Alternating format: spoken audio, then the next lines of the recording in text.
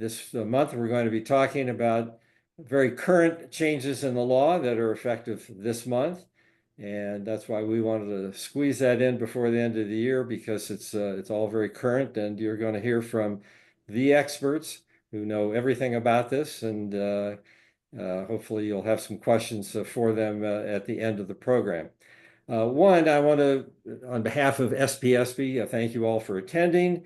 And I also want to specifically thank Sedgwick Brand Protection, our 2024 sponsors for these webinars. We appreciate their support, and thank you very much for that. Next slide. I just wanted to note upcoming webinars.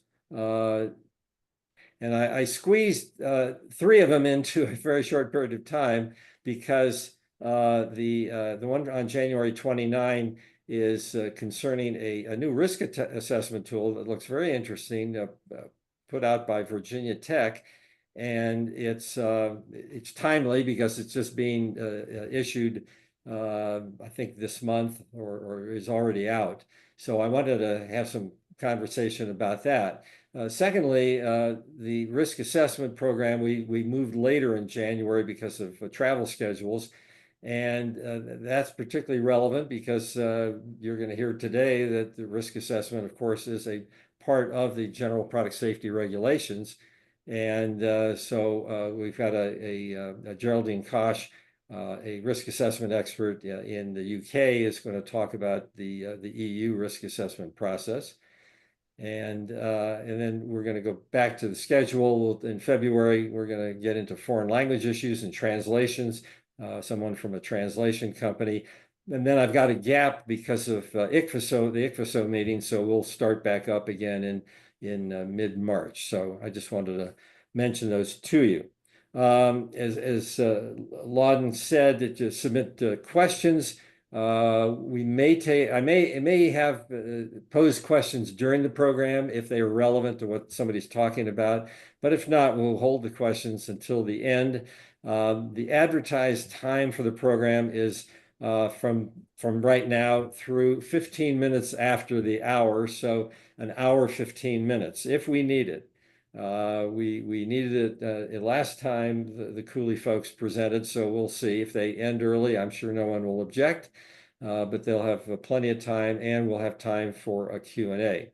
If we have a ton of questions and they're not all answered, we'll make a record of those and try to answer them later. Or one of the last slides has the email addresses for our speakers and for SPSP. So you can submit a question later on if we don't get to it. And one other thing is that we will be posting the slides, today's slides, a link to a recording of the webinar, and there'll be some reference material, links to various EU documents they'll be talking about today. So there should be a lot of good information for you to follow up on if you want. So with that as an introduction, I want to turn it over to my friend Rod Freeman, who is going to chair this, and I'm looking forward to it. Thank you, Rod. Yeah, thanks so much, Ken, and hi everyone. It's great to see so many people joining us for what we think is a very interesting topic. I know there are many of our friends who know us well who have joined, but for those perhaps who haven't got to know us, I'm Rod Freeman. I'm the global head of Cooley's international products law practice. We're a big team of people spread across London, Brussels, Washington, DC, and California, who do nothing but work on products issues, help companies deal with products issues around the world, whether it's product compliance, product safety, product liability, consumer rights in the context of product sales. And through that work, we also keep sort of very close to policy and legislative development. So what we're going to be talking about, a lot of change that's happening in Europe at the moment, and these are topics that we've been very close to all the way along. So we are really happy to take your questions. We'll make sure we leave time at the end to deal with any questions, or Ken may interrupt us along the way. But we know yeah, there's a lot in this, so very, very happy to hear the questions that are on your mind and answer those for you. I'm really happy to be joined today by a couple of my wonderful colleagues. You'll hear after me from Rebecca Halbach, who's in our Brussels office and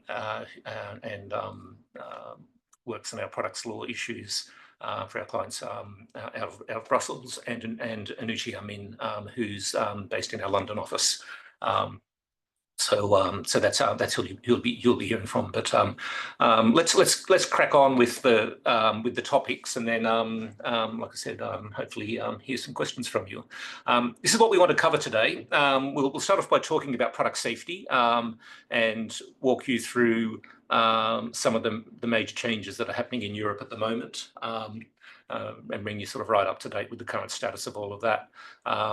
A big part of it's going to be the general product safety regulation, but we'll also spend a bit of time to leave the EU and go to the UK and tell you a bit about some of the changes that are happening in the UK in parallel to what's happening in Europe. We'll then talk about product liability, so the other side of the same coin, because there's a lot of change afoot in product liability law in Europe as well. So we'll tell you all about that.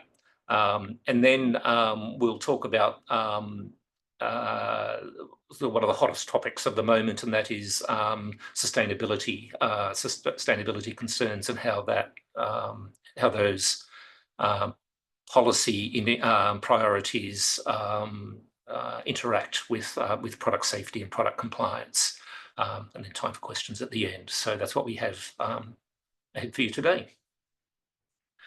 So let's start with product safety in the EU. We'll have the next slide. The first point we want to make is that we are currently facing what really is an unprecedented wave of reforms in Europe. This has been going on for quite some time, at least in terms of policy discussions. But what we're seeing now is when we've moved into a period where years and years of discussion and consultations and white papers is now turning into real law. So we're I guess sort of past the point of talking now in Europe, and as far as the legislators and the regulators are concerned, now is the time for action. So this slide really is just a bit of an indication of some of the measures relevant to product manufacturers in Europe that are currently undergoing change. And I think it's just a tip of the iceberg, really, this slide, but it does give an indication of the breadth of the changes that are happening in the European space. Why it's happening, frankly, a lot of it's driven by anxiety. There's a couple of things. One of them is anxiety about new technologies. Regulators and policymakers have been fretting for a long time about whether traditional regulatory regimes are fit for purpose when we start to think about artificial intelligence and connected products and autonomous products and 3D printing. Do we need new rules and new regimes to cope with those? And certainly the outcome is, the conclusions are that yes, changes are needed. So a lot of the changes we're seeing are focused on the impact of new technologies, with other things being changed along the way. The other driver is concerns about the circular economy and sustainability. So we're starting to see a coming together of regulations around product safety and newer regulations aimed to promote the circular economy. So we see both of those themes very strongly in all of these changes that we're talking about. Let's move on. So the general product safety regulation.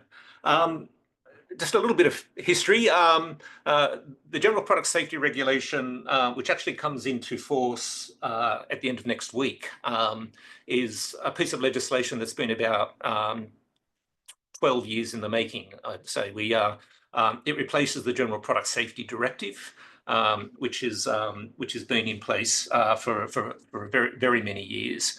And there've been a couple of attempts in the meantime to reform the General Product Safety Directive. The last attempt failed a few years ago, and the European Commission has used the time subsequently to completely rewrite, really, in many respects, the rules around general consumer product safety in Europe. This slide gives you just a bit of an indication of a visual indication of the structure of product regulation in Europe. On the left-hand side of the slide, you see that we have comprehensive regimes for product safety that govern medicines and food. So those are sort of standalone regimes that we won't be talking about today. But all other consumer products sort of fall within this hybrid system, really, where for many categories of products, particularly higher risk products, toys, electrical equipment, personal protective equipment, there are sector-specific regimes, the machinery directive, the low voltage directive, the toy safety directive, etc. And for all other products that aren't covered by one of those regimes, we have the General Product Safety Directive. But the General Product Safety Directive also applies to those other sectors to the extent that there are gaps in the legislation in those specific sectors. So to the extent there are gaps in the Toy Safety Directive, the General Product Safety Directive will fill those gaps.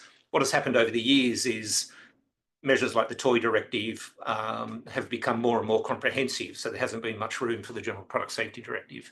But as I'll explain in a moment, one of the big changes is because there are so many new things introduced by the General Product Safety Regulation as of next week, then there's a much greater role for that piece of legislation for toys and cosmetics and electrical and electronic equipment and machinery.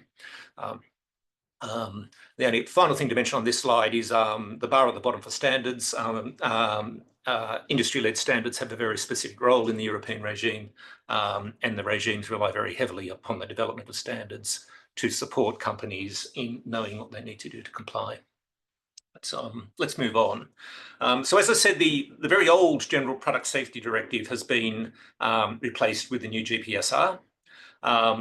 And what it does is it does a few things. First of all, it catches the general laws up with all the changes that have been happening in the sector regimes. We're using the terminology, the European terminology, harmonised and non-harmonised products. In simple terms, harmonised products is a reference to products that carry the CE mark. It's generally categories of products subject to those sector regimes, so they're called harmonised products. And non-harmonised products are all other consumer products that don't carry the CE mark and not subject to a specific regime. The GPSR has the new GPSR have many provisions that reference new technologies. For example, it talks about the need to, when assessing risks in a product, to understand its impact on other products if it's connected to another product, to anticipate the impact of machine learning and artificial intelligence. There's references to the use of social media and big chunks, as I'll tell you, about online marketplaces and e-commerce. So a lot packed into the GPSR focused on new technologies. It also makes updates in the light of priorities around the circular economy. So the two big themes that I spoke about earlier very much reflected in the General Product Safety Regulation. One of the more eye-catching innovations of the GPSR is the introduction of mandatory incident reporting obligations on manufacturers and potentially others in the supply chain to report to the government if there's a serious accident involving a product reported to them. So that's relatively new. There aren't many places in the world that currently have that kind of incident reporting for general consumer products. It's there in Australia, and Canada also has a rule. But as of next week, that's going to be the law across all of the member states of the European Union. There's a new mechanism being put in place to enable consumers and other interested parties to report safety concerns to the European Commission. So we're going to have a database that starts to collect information from the general public about product safety. We'll see what the authorities decide to do with that. There are brand new requirements, and I think this is a world first, some very specific requirements in legislation around how to do a product recall. I think we'll talk a bit more about the detail of that. And as a result of all of this, there's going to be a lot more data on product safety being collected by the European Commission and shared out with the member states. And not surprisingly, there's going to be stronger enforcement. A lot of these changes are all about better enforcement of product safety laws in Europe. Let's move on.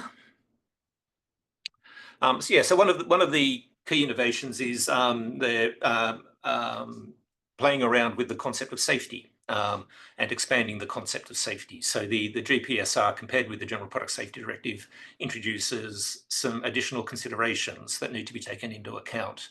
So a specific reference to taking into account the safety implications for different genders. There's reference to vulnerable consumers. That bit's not so new. What is new is reference to connectivity and interconnection with other products that I mentioned a few minutes ago. The effect of software updates is now a specific criteria that needs to be assessed where relevant when assessing the safety of a product, as well as cybersecurity, and as well as the learning capabilities of a product.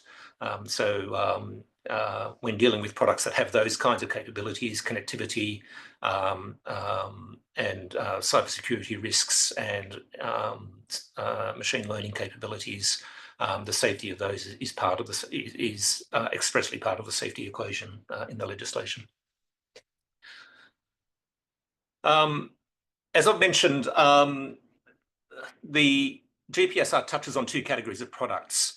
For non-harmonised products that don't carry the CE mark, then really the whole of the legislation applies. So everything you read in the GPSR would apply to products like clothing and pens and pencils, and just sort of think of products that, generally sort of non-technical products that don't carry the CE mark. In Europe, some childcare products also fall very much within this category. To the extent, though, that the product is a harmonised product subject to a harmonised regime carrying the CE mark, then some of the provisions don't apply, but a lot of them do.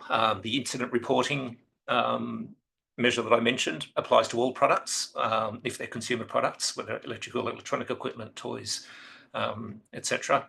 The requirements around recalls, specific requirements for disclosure of information in the context of online sales will apply to all products. The obligations of online marketplaces will apply to all, as well as these expanded concepts of safety will to some degree apply across the board to all products.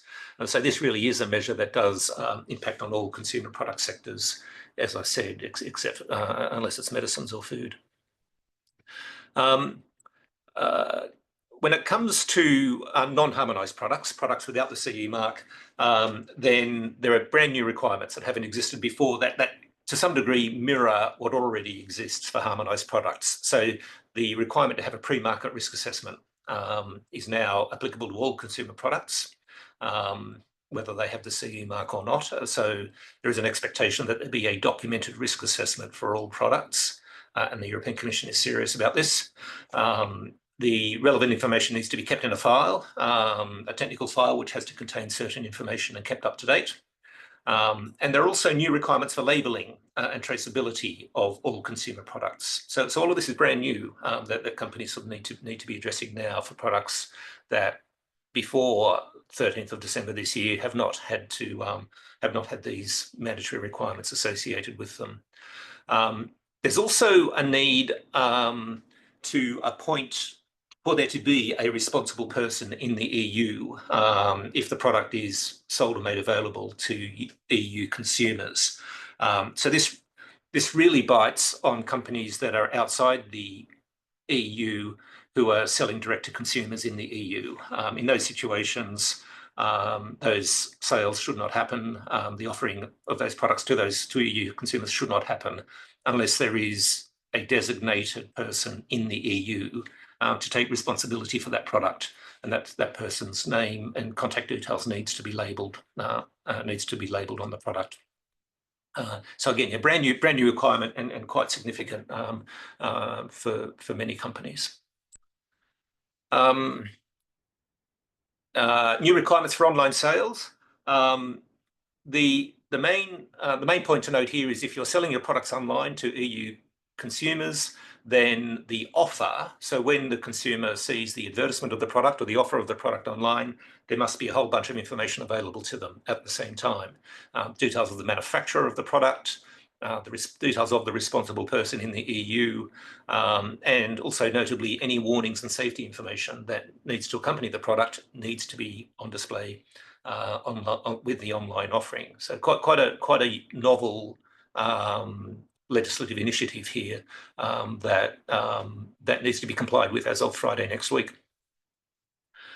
Online marketplaces. So there's some, and this is sort of one of the more eye-catching aspects of it. There is a whole new regime in place putting obligations on online marketplaces, including obligations to notify dangerous products to the authorities, to participate in recalls, to report accidents, even if they don't result in an injury, if there's a serious risk, et cetera, et cetera. So this is obviously big for online marketplaces. I also think it's big for all product manufacturers whose products may be sold over online marketplaces, because you don't need to think too far ahead then to realise, hang on, that means if a consumer reports to an online marketplace they've had an incident with my product, that online marketplace is going to go and tell the government about it under these new rules. So I think everyone needs to take notice of what's going to be the changing behaviour of online marketplaces when it comes to the safety of products that are sold across their platforms. Let's move on. I'm mindful that we are skipping through a lot of stuff quite quickly, but like I said, happy to take questions along the way. I wanted to raise one issue with you that is brewing, that is potentially going to be very significant, and that is the European Commission is holding a position that all of these rules I've been talking about don't only apply to hardware, they apply to software, including standalone apps and games and sort of software like that. That's quite a novel proposition. It's not expressly stated in the legislation. The European Commission has said repeatedly it's what they believe, including in some Q&As published just a few days ago.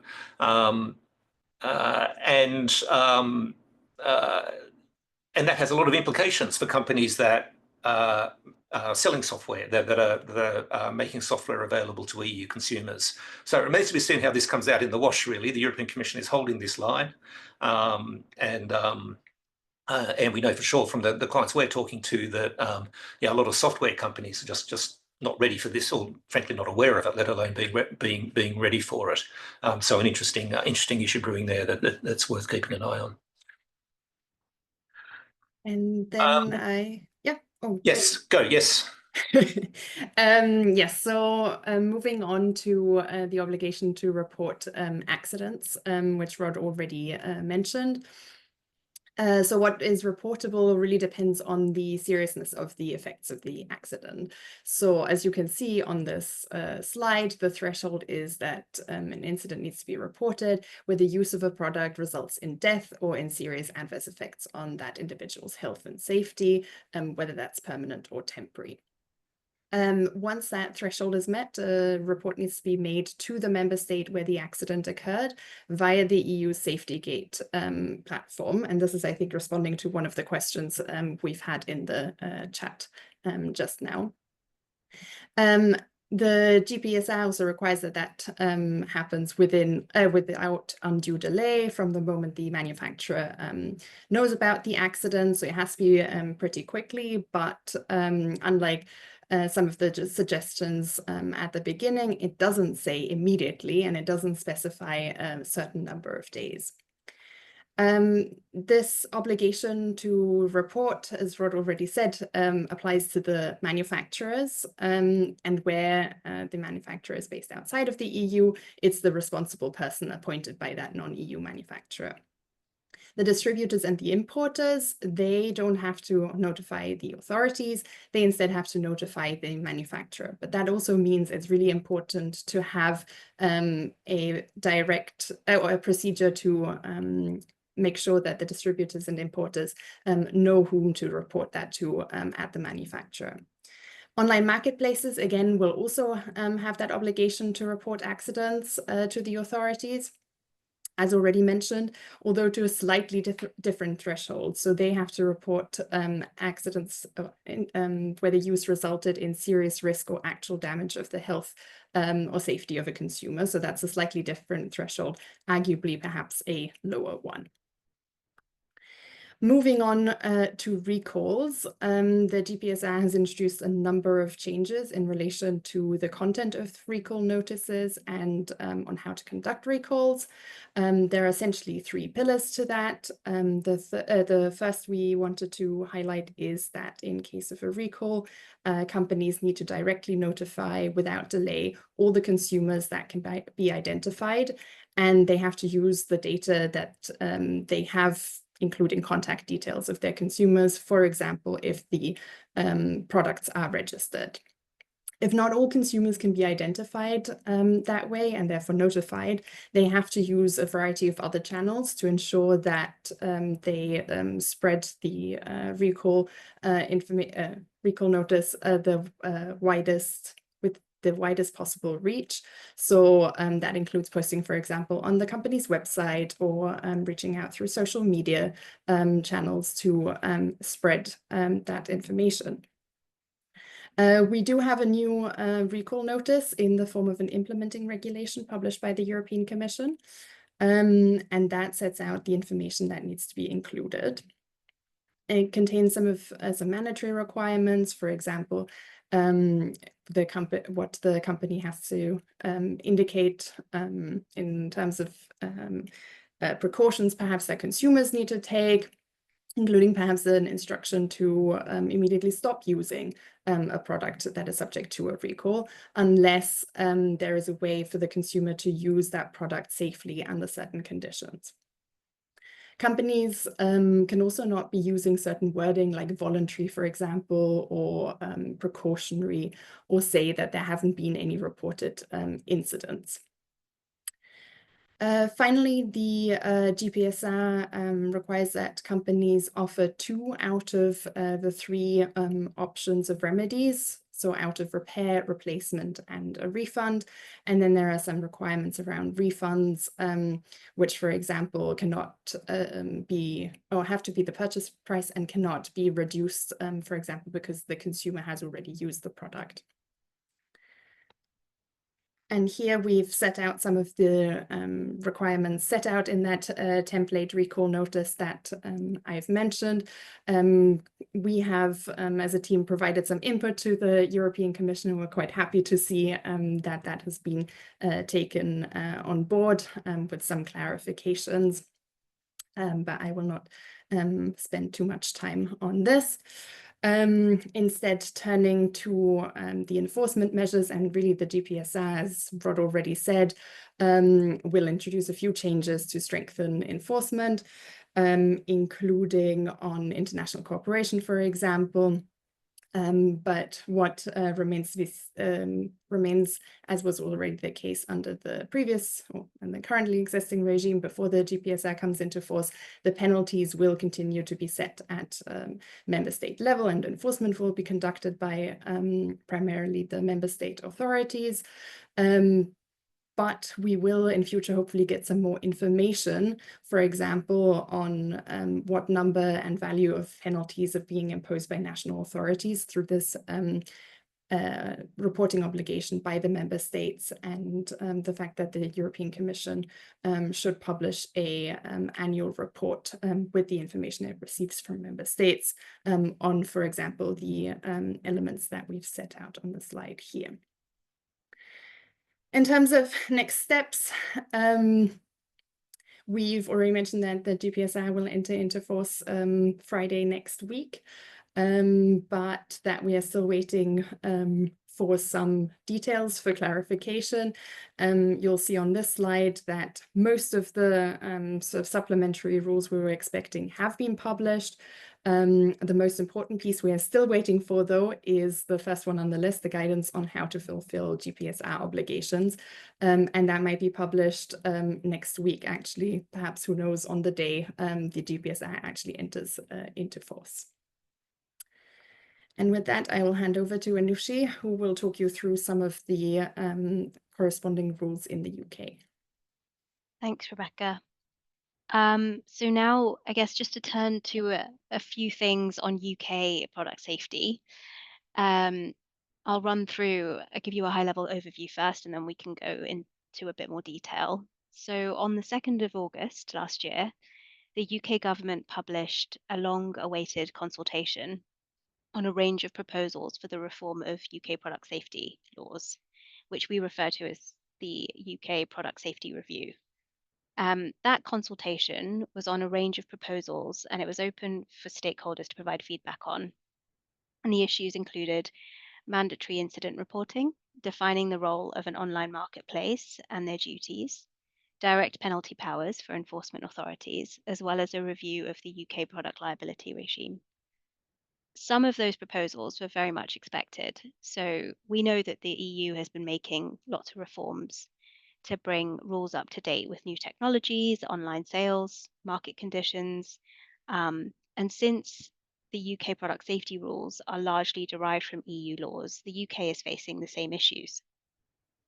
Since Brexit, the UK was at risk of falling behind. So it's not surprising that some of the proposals are familiar to what is already underway in Europe. The government published its response to that consultation on the 5th of November this year. I'm going to talk about it in a bit more detail shortly, but at a high level, there were no big surprises. And the response simply confirmed that the focus of the government would be on regulating online marketplaces and ensuring that legislation is fit for purpose in the digital age. But before the consultation response was published, the government introduced a piece of legislation called the Product Regulation and Metrology Bill on the 4th of September this year.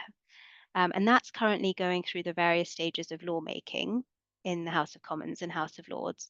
So it remains to be seen whether and how quickly that passes into law. But essentially, the bill is an enabling act. So what that means is it's designed to give the UK government powers to lay down future laws under secondary legislation.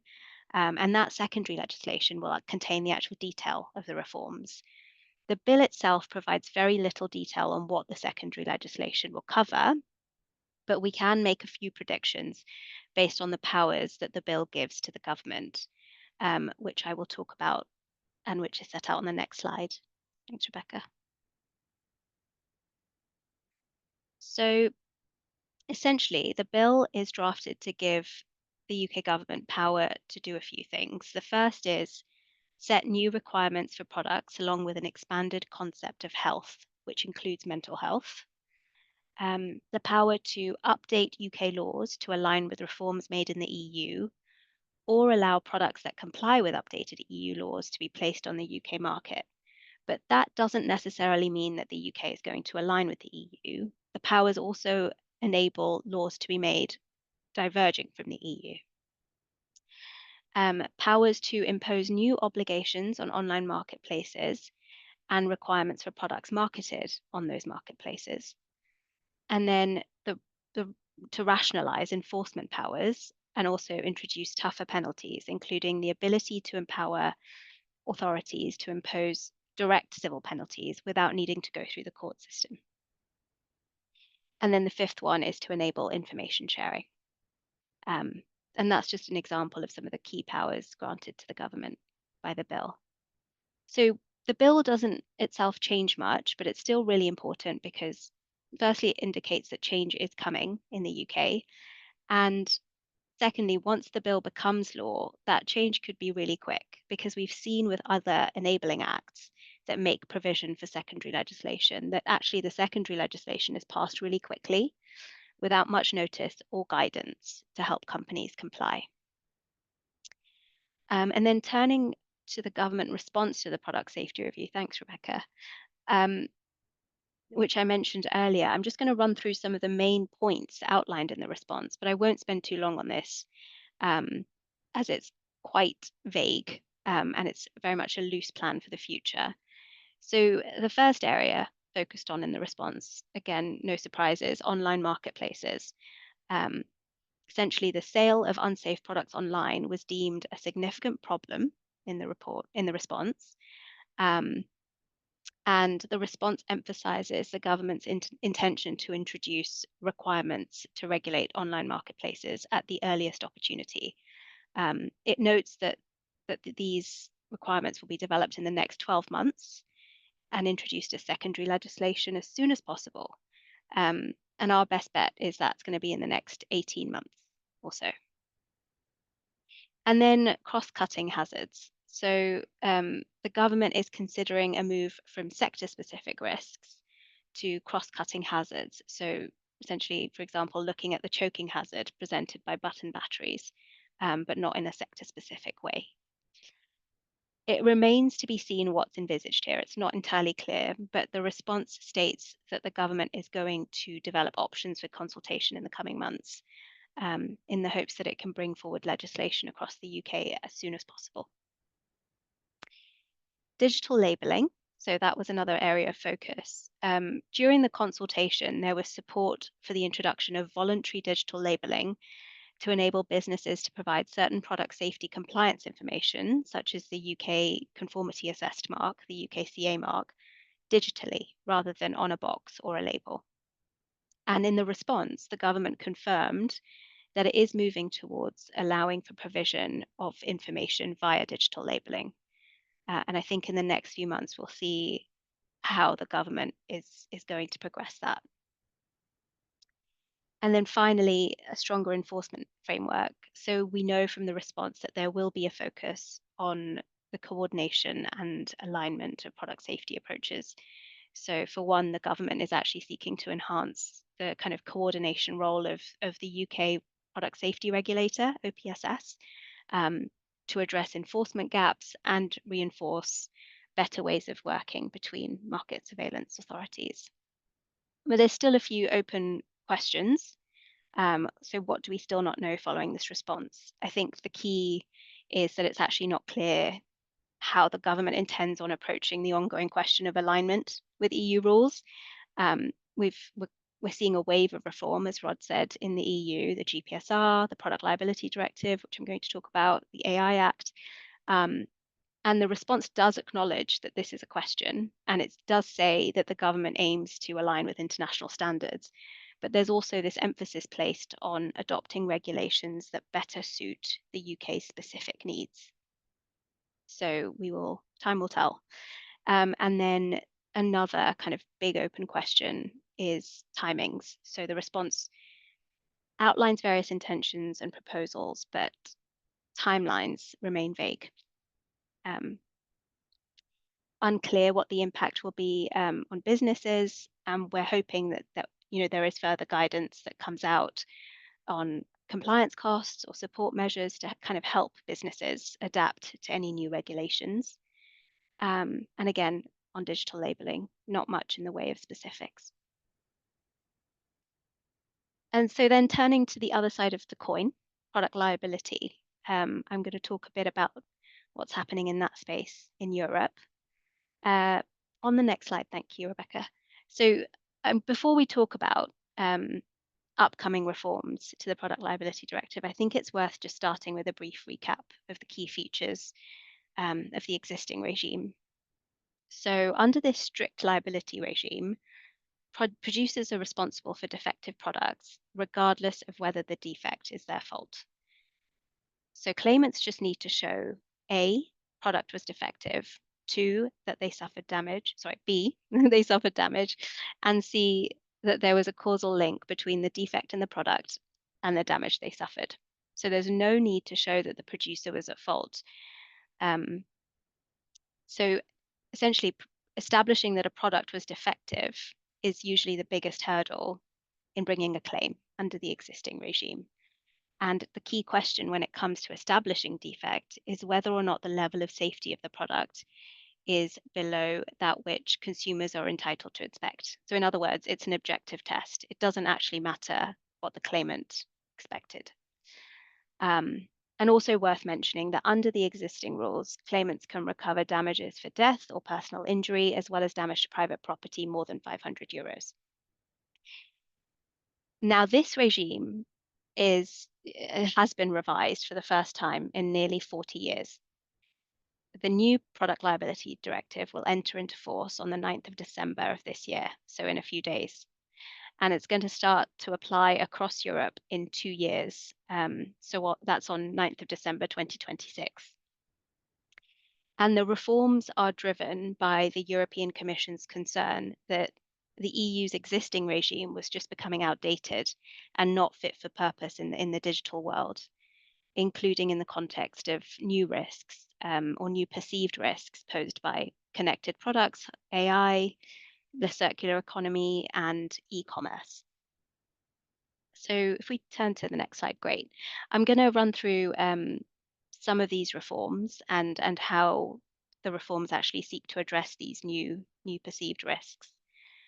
The first is that more products will be subject to claims under the new rules because the new PLD, the new Product Liability Directive, has an expanded definition of product.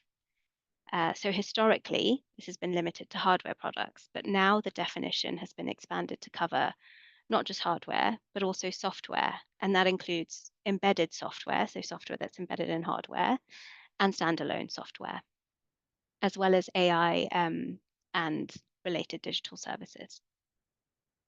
Secondly, the concept of what can constitute a defect has also been expanded. So this means that more product-related issues are now amenable to claims under the new rules.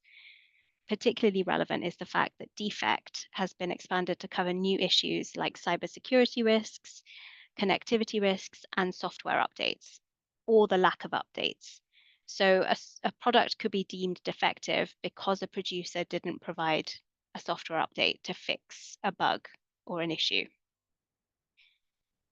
The test for defect has also been rewritten in the new Product Liability Directive to introduce an alternative basis on which a product can be considered defective. And that's where the product doesn't provide the safety required under EU or national law. In other words, where there is a non-compliance with EU or national product safety obligations. And we expect that that's going to become particularly relevant once the new GPSR starts to apply. Thirdly, new damages will be recoverable. So under the new regime, destruction or corruption of data and certain medically recognized psychological harm will be recoverable in damages. And that suggests, for example, that something like anxiety could be recoverable. At the same time, the reforms remove minimum thresholds and maximum limits for compensation. And the impact of these changes, particularly when you look at them through the scope of the EU's new class actions mechanism, which I will talk about in a bit, the impact of that is likely to be the significant risk of mass claims for relatively trivial data destruction or corruption, for example. The reforms also allow for a lower burden of proof, making it easier for claimants to successfully make out defect and causation. So two of the circumstances in which a defect can be assumed under the new regime are: one, where products are scientifically or technically complex, and examples provided for include medical devices and products incorporating AI. And two, where there's non-compliance with relevant EU product safety regulations, including the new GPSR. And then on the next slide, we've got a fifth key reform. Thank you, Rebecca. So there are new disclosure requirements for claimants and defendants, requiring both parties to disclose what is necessary and proportionate. Now, for many EU countries, the concept of disclosure is entirely new. And we think this is actually going to be a really important new tool for claimant law firms who will be able to get disclosure of documents at a relatively early stage to help bring their claims. So we think it's going to be really important to have appropriate internal document retention and communication procedures in place to manage that. The sixth reform, the key reform, is the range of economic operators that can be held liable for defective products. Now that has been expanded under the new regime to include new actors like online platforms, as well as authorized representatives and fulfillment service providers. And the intention behind these changes is to ensure that there's always going to be an EU-based business that can be held liable for damages caused by a defective product. And then new provisions also have implications for the manufacturers of devices that are reliant on apps, which require software updates. So subject to the level of control exerted by the manufacturer, they could potentially end up being strictly liable for defects in third-party software, including apps, and could remain liable even when the device that they manufactured is substantially modified by third-party software. So that's quite a significant change. And the new PLD also extends the period during which claims can be brought. So under the old rules, it was 10 years, and it's now 25 years in certain cases where symptoms of personal injury are slow to emerge. And that will potentially increase liability risks for various industries. So in summary, I think the new regime takes a really expansive, claimant-friendly approach to product liability, and we expect that this will result in a lot more claims being brought against a broader set of economic operators in the supply chain once the rules start to apply from late 2026. And then just a few words on the new EU Representative Actions Directive. So this started to apply last year. Sorry, my voice. This started to apply last year and is a major change. So essentially it introduces class actions for nearly 500 million EU consumers all across the EU, all 27 member states, when previously only 3 countries had full collective redress systems. What this means is that qualified entities, so consumer rights organizations essentially, can seek a range of remedies, including injunctions and damages for breach of over 70 EU laws. So ranging from consumer rights laws, product safety, that includes the GPSR, medical device laws, data protection, so the GDPR, and this new product liability regime. The directive creates 2 types of class actions, those brought in one member state, so domestic class actions, and then cross-border actions, which take place across multiple member states. And essentially what happens in cross-border, the cross-border mechanism allows consumer rights organizations based in, for example, multiple member states, so Germany, France, Italy, let's say, all of them would work together to bring consumer claims in the courts of one of those jurisdictions, usually the one that's got the most claimant-friendly regime. There's a low threshold to initiate proceedings, so it's actually sufficient to describe the group affected at a high level and the issues of fact and law at a high level. And we think that what will end up happening is that, this kind of low threshold will mean that lots of class actions can be brought quickly off the back of media coverage of issues, including data breaches, recalls, and other well-publicized non-compliance with EU laws. And it's worth mentioning that this kind of new directive and new mechanism has led to a huge influx of US claimant firms in the last 2 years who are basing themselves out of London and Amsterdam and a few other regions in Europe with the intention of servicing these new EU markets. And they bring with them a lot of experience from the US class actions regime, as well as a huge amount of investment. And so we can expect to see a lot more activity, I think, on the class actions front in Europe in the future. And I think in the next slide, I think it's worth also just talking about litigation funding really briefly, because that is a key element. Sorry, Rebecca, would you mind just flicking to the next one? Thank you. That is a key element in determining how effective the class actions market will be in the EU, and the extent to which we'll see a rise in group actions enforcing breaches of EU law. So under the EU Representative Actions Directive, there is scope for litigation funding to be used in class actions, but there are now calls for harmonised laws on litigation funding to be put in place. And they're currently being considered, and it remains to be seen whether they'll be adopted. But just a note on this, I mean, it's often assumed that once you start regulating funding, that's going to put a brake on class actions by limiting how much funders can recover from consumer protection claims. But actually, we think representative actions will only work if there is a robust litigation funding market in place. So we don't expect that the EU will put too tight a control on litigation funding, because that will actually negate all of the steps that they're taking to empower consumers under the Representative Actions Directive. In fact, actually, we think harmonisation might liberalise the market. So in Ireland, for example, litigation funding is prohibited currently. And in Germany, recovery is limited to, I think, 10% of damages, which makes it really uneconomic for funders to bring their claims in those markets, or not possible. So actually, harmonisation could open up some of those markets. So yeah, the bottom line here is just watch this space. I think with the combination of more claimant-friendly product liability laws, a new class actions regime, kind of quickly growing litigation funding market, we can expect to see lots of growth when it comes to EU class actions for sure, but also product liability-based class actions in the future. Can I interrupt right here?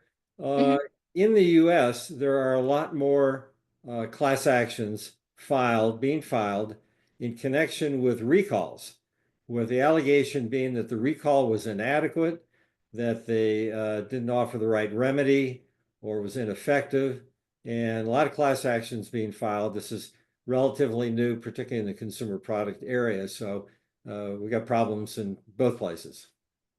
Yeah, and actually under the new PLD, the kind of recalls are a relevant factor when assessing liability. So that's potentially going to be something that's feeding through here, the impact of recalls when it comes to liability risk. I think, yeah, I think it's you next, Rebecca. Yes, we just wanted to touch a bit on the interaction between product safety and sustainability, because the EU has been extremely active in adopting a lot of sustainability requirements for products, and actually still is active. There have been elections, and the political landscape has changed somewhat, but we are still seeing a lot of the legislation that has been adopted recently now biting. And a lot of those requirements do also affect product safety. We're talking, for example, about new requirements on the design and production of products, on the information required to be provided to consumers at the point of sale, on post-sale requirements as well, and so on. Unsurprisingly, because of that wide range of stages of the product to which these sustainability rules apply, there are these product safety implications, and the ones perhaps that are most obvious are when it comes to requirements regarding durability, reusability, and repairs. And we've set out a few of the regulations that and directives, but I wanted to focus on two in particular: the right to repair and the batteries regulation. So we'll dive into first the EU right to repair directive. And I think a lot of you might already be quite familiar with this, but just to to recap a bit what this is about, it is a new directive which amends the statutory warranty regime set out currently under the EU Sale of Goods Directive in order to encourage repairs. It also introduces a new obligation for manufacturers to repair products outside of the statutory warranty. For example, after the statutory warranty period expires, and then a few mechanisms to facilitate repairs more generally. And those requirements will mostly apply as of July 2026. And so the reason this is relevant for product safety is because it requires products to be designed in a certain way, meaning in a way that facilitates repair.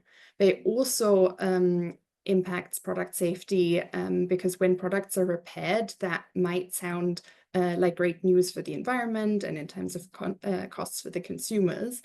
But there are also concerns, because even if access to manuals and spare parts, for example, are provided, untrained individuals, be that the consumers themselves or somebody they turn to for the repairs, might be attempting to make those repairs and could risk injuring themselves, people around them, the people who then use the products, or they could damage the products themselves and then later on cause damage. There could also be unauthorized repairs. They could be using subpar components that could be compromising the safety of the product. And then, for example, for devices with software components in particular, there are a lot of concerns about security and increasing the risk of data breaches if the product is repaired.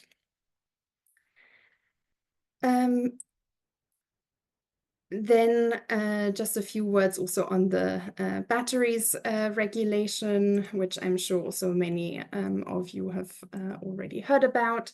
It introduces a range of new requirements for products containing portable batteries.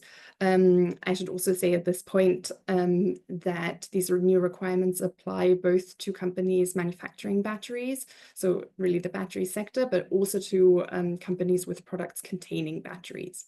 So it has a really broad scope. And you can see it.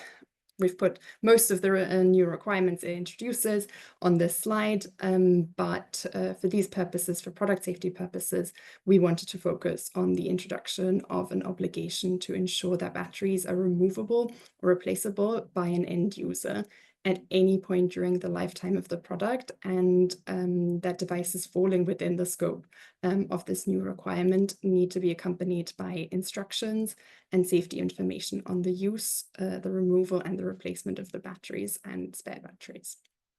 So here again, I think it really touches on what I've already said. You can see that the challenge is between balancing sustainability requirements on the one hand, with the potential risks to the end user on the other, especially given that in the case of batteries, those can often be the most risky sort of components of a product.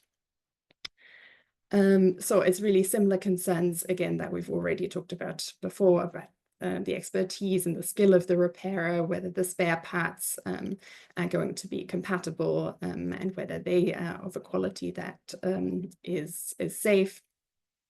And so on. There are some limited exceptions within the batteries regulation, which would allow companies to avoid having to allow users to replace or repair their batteries due to safety concerns. And this is, I think, also quite telling, because it is that caveat that if there are compelling safety reasons, the regulation will put the safety of the end users first. But those are very limited. And then just to finish on that, the batteries regulation is quite complex and will be phased in. We're still waiting for some more clarifications, as you can see on this slide, but the first requirements have started applying as of August this year. and will be phased in progressively. And with that, I think we can turn to some questions, because I've seen there are quite a few in the chat as we've been going through. Okay, thank you. Thank you all. Yeah, a lot of good questions. What I'm going to do is we're going to, some of these look detailed enough that we may need to have somebody take a look at the statute or the regulations and provide a more detailed answer. So we'll get to some of the easier ones, but what we're going to do is I have all the questions here. We'll have them here, and I'm going to ask the Cooley folks to give me written answers, and we'll post those or send them to all the attendees. So you'll get answers to all the questions, but and I know some of you may need to jump off right at the hour, but we got a few more minutes that we can spend here. So please stick on if you can.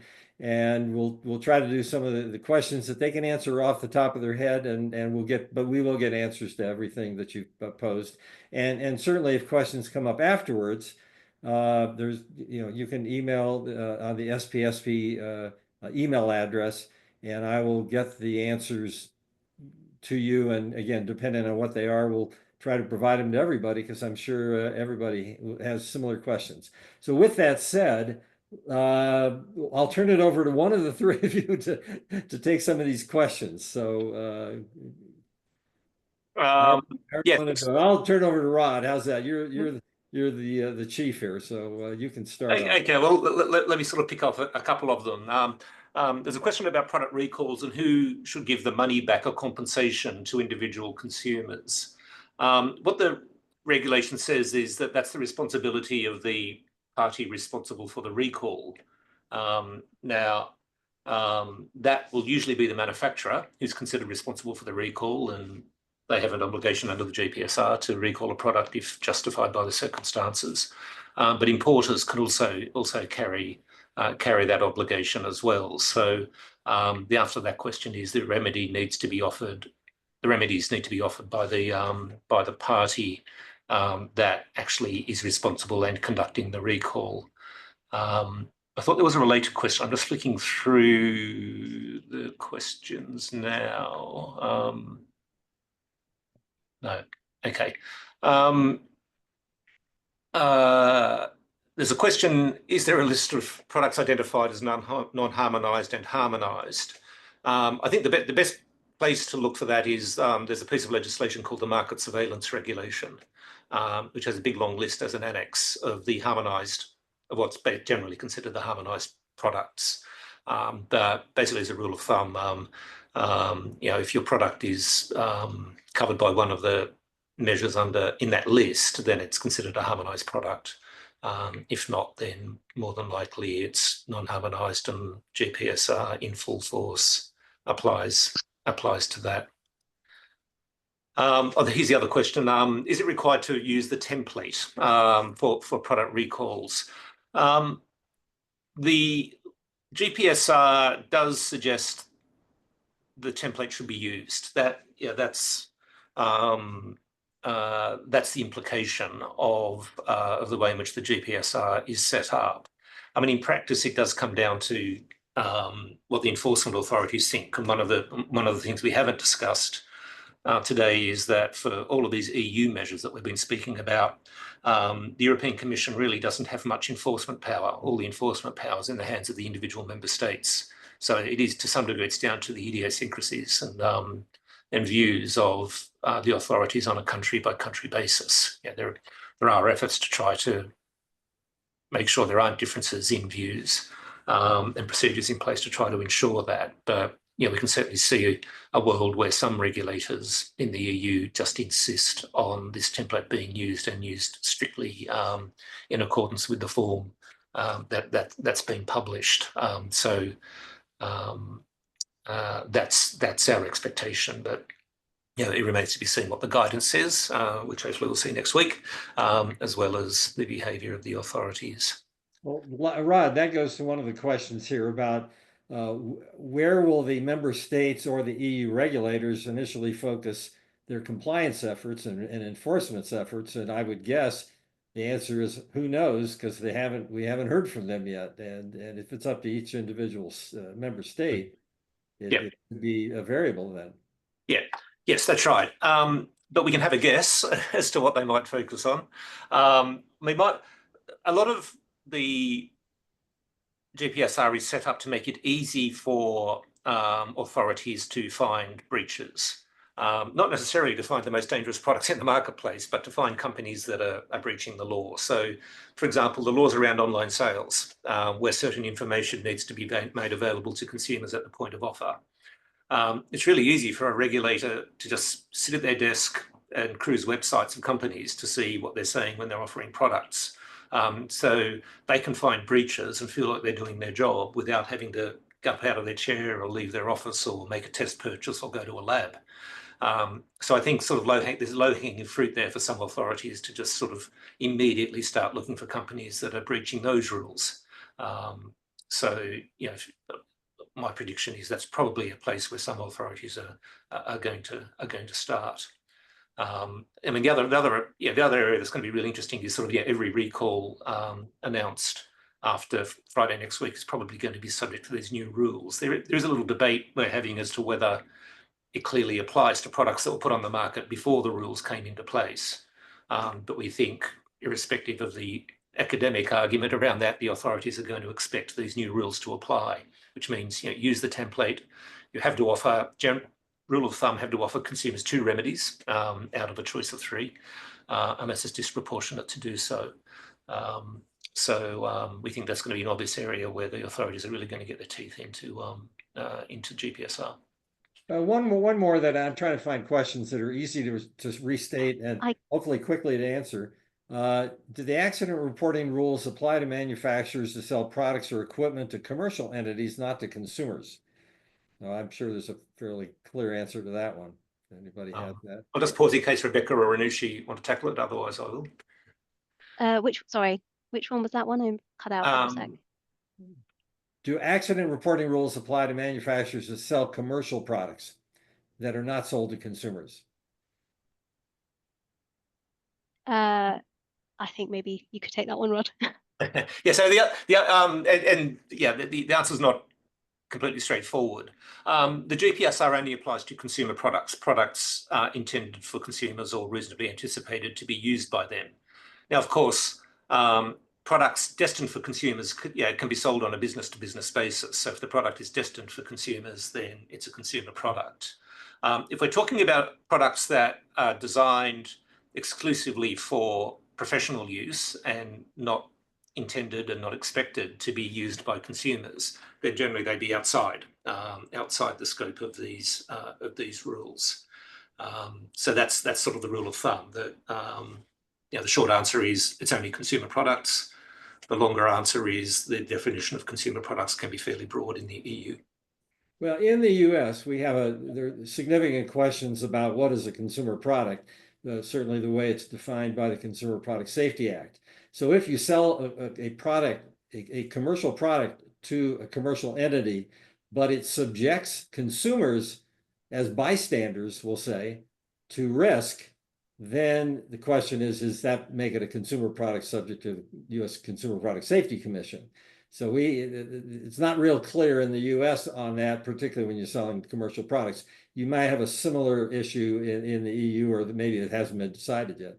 Yeah. And another sort of classic area is like a laundry appliance, a dryer or a washer that's industrial size and used in laundromats that the public visit. Those products in the EU would be considered consumer products because the rules expressly say it covers products supplied to consumers in the course of providing a service. So, an industrial washer or dryer might be considered a non-consumer product if it's only going to be used in a hospital, for example. But if that same product also finds its way into a laundromat that consumers interact with, then pretty clearly it's within the consumer product regime.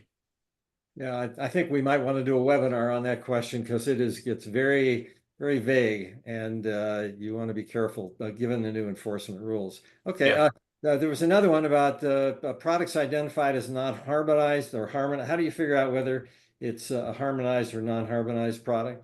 Yeah, I think I did try to tackle that one earlier on, Ken. I referred to the long list at the end of the Okay. market surveillance regulation. So that was the question I was addressing there. Okay. I can talk about the UK product liability question. I think someone asked that in UK, product liability is the producer still responsible for an injury caused by a defect created by a consumer modification of the product for misuse specifically cautioned against. So obviously everything is fact dependent, but you would need to establish causation even under the UK product liability regime, which is the Consumer Protection Act, and arguably a defect which has been created by a consumer modification of the product would break the chain of causation, in which case the producer wouldn't be liable. And one of the factors that kind of help with that would be if the misuse was specifically cautioned against. So yeah. Okay. Toys falling under the right to repair directive, are they covered under that? I guess, Rebecca, you talked about the right to repair directive. I can still double check that because there are specific exceptions, but generally, I mean, it is a more specific set of rules. Okay. We'll cover Also, that. Go ahead. Go ahead, Rod. I was going to say, now we can cover that in the written, in some written answers we'll provide afterwards as well. Okay. These are complicated. All right. Let me look here. I mean, so again, I want to promise we'll get written questions. I hate to put people on the spot to answer off the top of your head. We lawyers don't like to do that unless we're pretty sure about the answers. So, given the detail of this information here, I won't make them guess on some of these things, but we'll get them all answered and we'll post them. And I think maybe unless there's another question that either any of you have selected you'd like to answer, we can do that, or we can just end it right now, I think. Anything else you want to? Yeah, I'm just having a quick click through, Ken, to see if there's anything else I can do real quick. No, there was a couple at the very end that they're pretty quick. Talked about past breaches of, and I think they meant of the incident reporting rules. Yeah. Yeah. Yeah. Well, yeah, I mean, what I'd say is, yeah, does the GPSR have retrospective effect? Well, it does in the sense that if an injury is caused now or a risk emerges now for a product that was placed on the market previously, then a lot of the things we're talking about will kick in. And any products sort of offered for sale from Friday onwards will need to comply with the new rules. Also, any products placed on the market after then. So, yeah, so there's sort of a bit of a mixed answer to that. Some of it will have effective retrospective effect for products already out there. Other parts only apply prospectively moving forward. Okay. All right. Why don't we do this? We will post the slides. We'll post the link probably by tomorrow or Friday at the latest, I hope. I will get the questions and I will ask the Cooley folks to prepare written responses, quick written responses, and we'll post that and get the information to you all. And also a list of references. And I'm sure all three of you will be writing vigorously in the future, trying to interpret all this stuff. So this is the beginning of the question, not the end of it, of course. So there'll be tons of questions on interpretation and developments that I'm sure you all and your entire group will be on top of. So we appreciate your participation today. Thank you for all the wonderful information. Thank you all the attendees for all the good questions. And we appreciate you all very much for attending. And hope you all have a nice holiday. And we'll see you next year with more webinars next year. So thank you all very much. Thank you. Bye, everyone. Good. Thank you. Bye-bye now. Thank you.